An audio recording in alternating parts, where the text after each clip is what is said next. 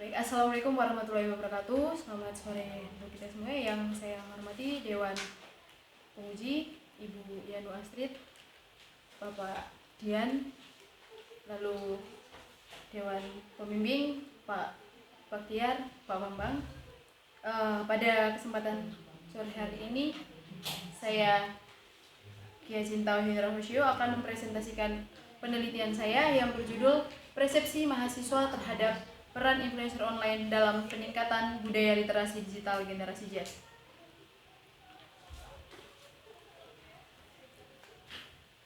Latar belakang penelitian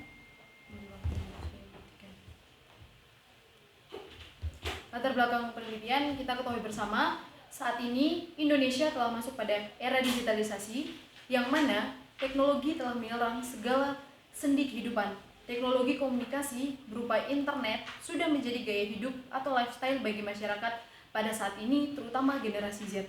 Maka dari itu, diperlukan peningkatan literasi digital yang memadai untuk generasi Z. Influencer online menjadi aktor yang penting saat ini sebagai opinion marker dalam lingkungan sosial media, sehingga diharapkan influencer dapat berperan aktif dalam meningkatkan tingkat literasi pengguna media sosial khususnya pada generasi Z. Lalu peneliti mengambil judul ini dengan penemuan dua fenomena. Yang pertama, fenomena kepopuleran konten-konten negatif di Indonesia. Nah, hal ini didukung dengan penelitian yang dilakukan oleh Rahmawan pada 2019 bahwa beliau menemukan bahwa konten positif memiliki tingkat dan jumlah popularitas di bawah konten-konten negatif. Lalu fenomena yang kedua adalah kasus penyalahgunaan media sosial. Hal ini juga didukung dengan penelitian yang telah dilakukan oleh Sari pada 2020 yang menyatakan berbagai kasus penyalahgunaan internet juga marak, mulai dengan penipuan melalui internet, kecanduan, meluasnya hoax. Jika ditelusuri, sejumlah kasus tersebut berawal pada suatu hal, yaitu kurangnya literasi digital pada generasi Z. Lalu rumusan masalah dan tujuan penelitian. Rumusan masalah berdasarkan latar belakang, yaitu bagaimana persepsi mahasiswa terhadap influencer online dalam peningkatan budaya literasi digital generasi Z. Tujuan penelitian yaitu untuk mengetahui persepsi mahasiswa terhadap peran influencer online dalam peningkatan budaya literasi digital. Lalu landasan teori, yang pertama teori persepsi menurut Toha Nur Salam 1996, yaitu persepsi sebagai suatu proses yang melekat atau memberikan makna kepada informasi sensori yang diterima seseorang. Lalu literasi, menurut Kamus Online Merriam-Webster, literasi berasal dari bahasa Latin yaitu literatur dan bahasa Inggris yaitu letter. Jadi literasi merupakan kualitas dan kemampuan membaca dan menulis. Lalu literasi digital, menurut Martin, literasi digital adalah kesadaran sikap dan kemampuan individu untuk menggunakan alat dan fasilitas digital secara tepat untuk mengidentifikasikan, menganalisis dan mensintesis sebuah dasar digital. Lalu media sosial, menurut Van de Dijk dalam Nasrullah 2015 menyatakan bahwa media sosial adalah platform media yang memfokuskan pada eksistensi pengguna yang memfasilitasi mereka dalam berkualitas maupun berkolaborasi. Karena itu, media sosial dapat dilihat sebagai fasilitator online yang menggunakan hubungan antara pengguna sekaligus sebuah ikatan sosial. Lalu influencer, menurut Haryanti dan Wirapraja, influencer adalah seorang atau figur dalam media sosial yang memiliki jumlah pengikut yang banyak atau signifikan dan hal yang mereka lakukan dapat mempengaruhi perilaku pengikutnya. Lalu metode penelitian.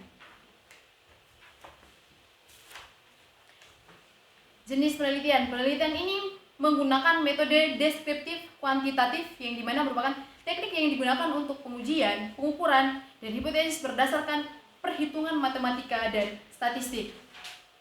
Ruang lingkup penelitian. Ruang lingkup penelitian ini difokuskan kepada mahasiswa Universitas Wijaya Kusuma Surabaya. Lalu variabel penelitian. Yang pertama, definisi konseptual.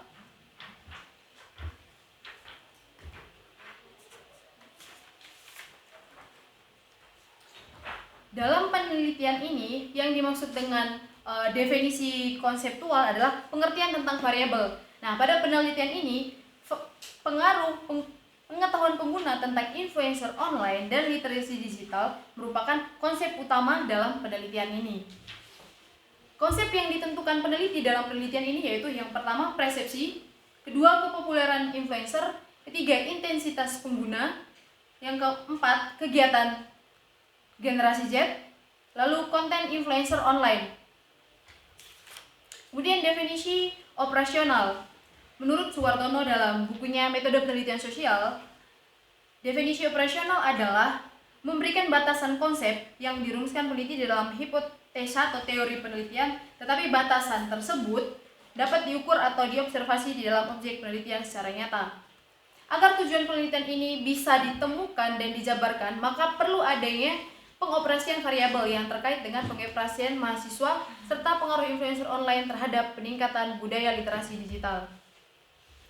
Adapun tingkat pengaruh influencer online terhadap budaya literasi diukur dengan menggunakan indikator sebagai berikut. Yang pertama, tingkat kepopuleran influencer yang didukung dengan subvariabelnya yaitu influencer dikenali oleh masyarakat luas. Lalu yang kedua, intensitas generasi Z dalam membuka media sosial didukung dengan 3 subvariabel, yaitu tingkat keseringan membuka media sosial, jangka waktu yang dihabiskan untuk membuka media sosial, lalu ketidaktertarikan dalam membuka media sosial. Lalu yang keempat, konten influencer didukung dengan 5 subvariabel juga, yaitu melihat informasi terbaru. Yang kedua, menyukai postingan, membagikan postingan, melihat konten-konten yang disuguhkan, membuka media sosial karena saran dari orang lain. Lalu yang terakhir adalah pengaruh konten influencer. Yang pertama didukung dengan 7 subvariabel, yaitu tampilan informasi atau konten yang disuguhkan influencer. Lalu yang kedua, dampak dari konten yang disuguhkan.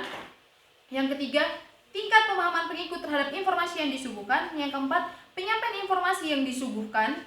Yang kelima, tingkat kepercayaan terhadap isi konten yang disuguhkan oleh influencer.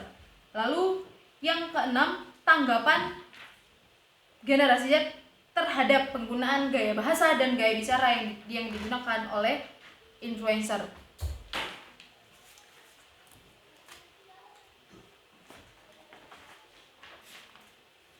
Berikut populasi dan sampel. Populasi dalam penelitian ini adalah mahasiswa atau mahasiswi Universitas Wijaya Kusuma Surabaya yang memiliki media sosial. Berdasarkan data yang saya dapat dari Biro Administrasi Kemahasiswaan dan Humas Universitas Wijaya Kusuma Surabaya, terdapat jumlah mahasiswa aktif Universitas Wijaya Kusuma Surabaya sebanyak 5.624 orang. Lalu sampel. Menurut Sugiono, sampel adalah bagian dari jumlah karakteristik yang dimiliki oleh populasi tertentu. Pengambilan data sampel dalam penelitian ini menggunakan teknik pengambilan accidental sampling. Menurut Singaribum dan Effendi 2002 adalah teknik pengambilan sampel dengan unsur kebetulan berdasarkan kesediaan responden untuk mengisi kuesioner. Lalu besarnya sampel dalam penelitian ini ditetapkan dengan rumus Lovin, yaitu N sama dengan jumlah sampel yang dicari sama dengan jumlah populasi per 1 tambah jumlah populasi kali margin errornya pangkat 2. Maka dalam penelitian ini ditetapkan margin errornya adalah 10%. Sedangkan N atau jumlah populasinya adalah 5.624. Jadi minimal sampel yang diambil dalam penelitian ini adalah sebesar 98,2, jadi dibulatkan menjadi 98 responden. Lalu jenis dan sumber data. Jenis dan sumber data ada data primer dan data sekunder. Data primer adalah data yang diambil dari hasil penelitian Universitas Wijaya Surabaya meliputi survei dan kuesioner kepada responden. Lalu data sekunder, data yang diambil dari sebuah arsip statistik, dokumentasi, dan catatan penting yang ada di lembaga Universitas Wijaya Kusuma Surabaya. Teknik pengumpulan data dan instrumen penelitian. Teknik pengumpulan data dalam penelitian ini, peneliti menggunakan 3 teknik pengumpulan data, yaitu dengan cara observasi, kuesioner, studi kepustakaan. Lalu instrumen penelitian yang digunakan dalam penelitian ini adalah kuesioner.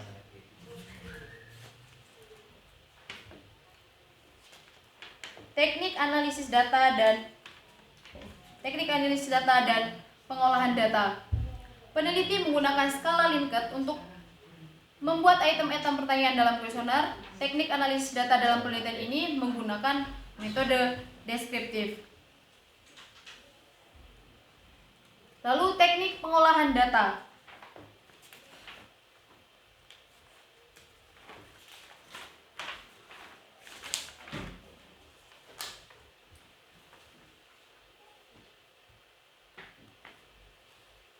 Menurut Sugiono 2013, pengolahan data adalah suatu proses dalam memperoleh data ringkas atau angka ringkas dengan menggunakan cara atau rumus tertentu.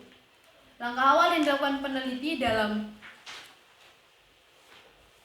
pengolahan data yaitu pertama penyuntingan, yaitu meninjau kembali kuesioner yang telah dikembalikan responden. Lalu yang kedua pemberian identitas dengan tujuan untuk mempermudah peneliti dalam saat mengolah data. Lalu yang ketiga proses tabulasi, yaitu pemindahan data-data ke dalam tabel. Lalu yang terakhir adalah proses scoring, yaitu memberikan angka-angka kepada hasil dari jawaban dari responden yang telah diterima. Dalam penelitian ini rumus yang digunakan dalam pengelolaan data adalah presentasi sama dengan frekuensi per jumlah total responden kali 100%. Lalu gambaran umum lokasi penelitian. Penelitian ini dilakukan di Universitas Wijaya Kusuma Surabaya.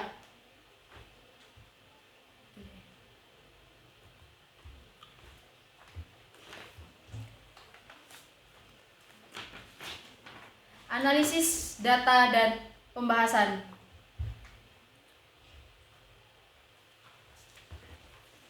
Dalam bab ini akan dibahas mengenai persepsi mahasiswa terhadap peran influencer online dalam meningkatkan budaya literasi digital generasi Z melalui data-data yang sudah diperoleh peneliti melalui hasil angket kuesioner, yang mana kuesioner yang dibuat oleh peneliti disebarkan pada 98 orang responden, yakni mahasiswa-mahasiswi Universitas Wijaya Kusuma Surabaya.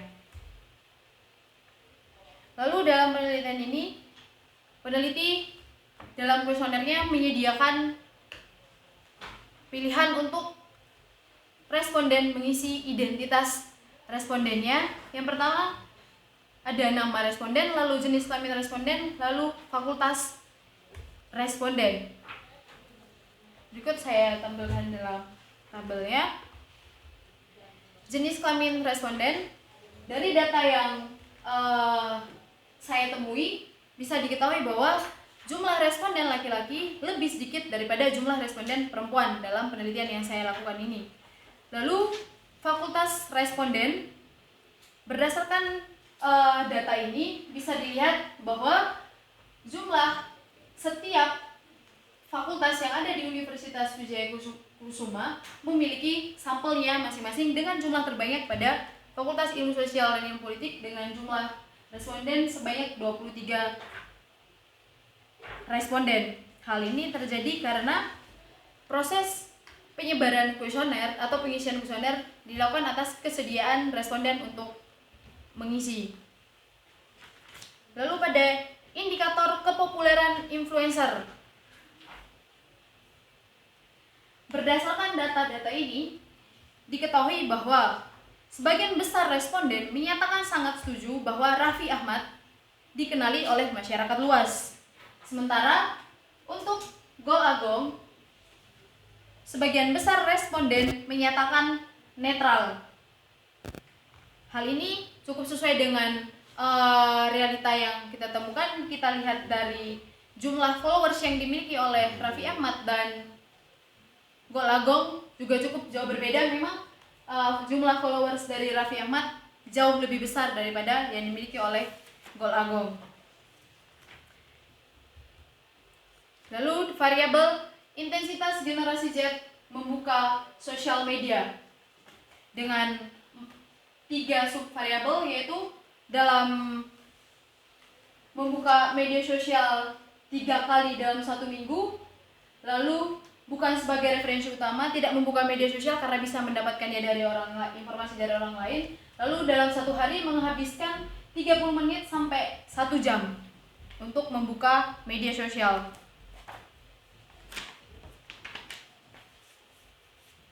Nah, dari data ini disimpulkan bahwa indikator variabel intensitas generasi Z membuka media sosial yang diperkuat dengan hasil survei terhadap 98 responden bahwa konten-konten yang terdapat di dalam media sosial Raffi Ahmad tidak cukup mempengaruhi pengguna media sosial dalam mendapatkan informasi. Sedangkan konten-konten yang dibuat oleh Gol Agung masih jauh dari kata cukup untuk mempengaruhi ketertarikan responden untuk mengakses sosial media.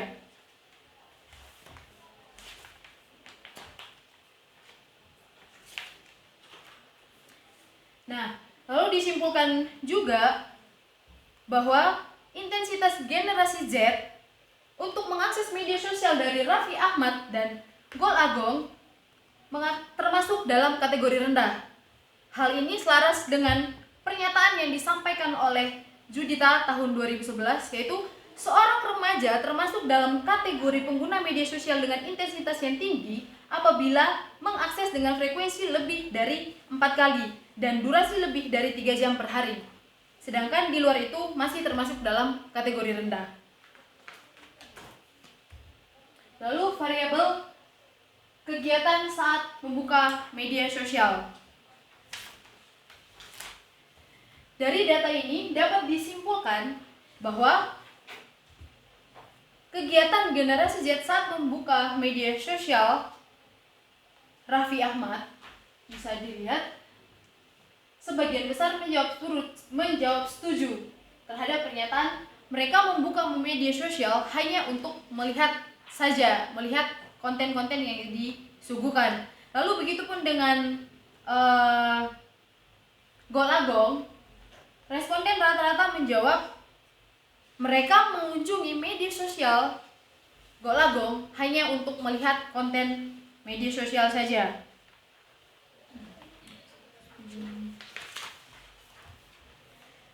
Nah, lalu dengan data ini terdapat keselarasan pada media sosial, ditemukan keselarasan antara data yang saya peroleh melalui penelitian yang saya lakukan dengan sebuah survei yang dilakukan oleh Lembaga Komunikasi dan Informasi pada tanggal 14 sampai 21 Januari 2021. Ditemukan hasil survei seperti yang terlampir pada slide, yaitu di mana aktivitas yang sering dilakukan responden di media sosial dengan kedudukan paling tinggi adalah hanya melihat-lihat. Lalu variabel konten media sosial. Konten media sosial didukung dengan 8 subvariabel. Bisa disimpulkan di dalam variabel pengaruh isi konten influencer terhadap generasi Z, hampir setengah dari responden menjawab setuju terhadap Raffi Ahmad yang dapat diartikan sebagai konten yang dibuat Raffi Ahmad diterima dengan baik oleh responden. Sedangkan terhadap influencer Gol Agung, dari variabel pernyataan keterkaitan membaca informasi yang ditampilkan hingga variabel gaya bicara yang mudah dipahami oleh responden, mendapat 5 jawaban netral dari 8 pernyataan, yang dimana dapat ditarik kesimpulan konten-konten yang dibuat oleh Gol Agung sudah cukup baik untuk mempengaruhi meningkatkan literasi digital terhadap pengguna media sosial.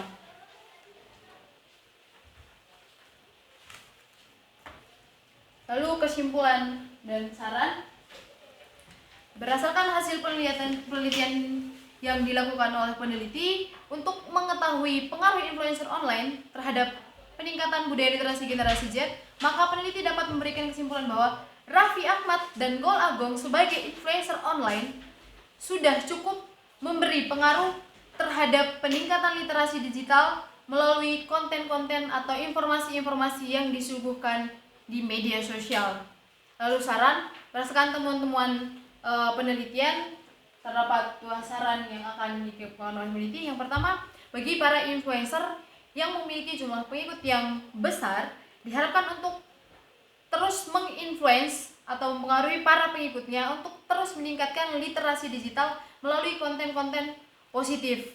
Lalu yang kedua, bagi para generasi Z, khususnya dalam penelitian ini yaitu mahasiswa Universitas Wijaya Kusuma Surabaya, diharapkan bisa bijak dalam memanfaatkan media sosial, terutama untuk peningkatan budaya literasi digital.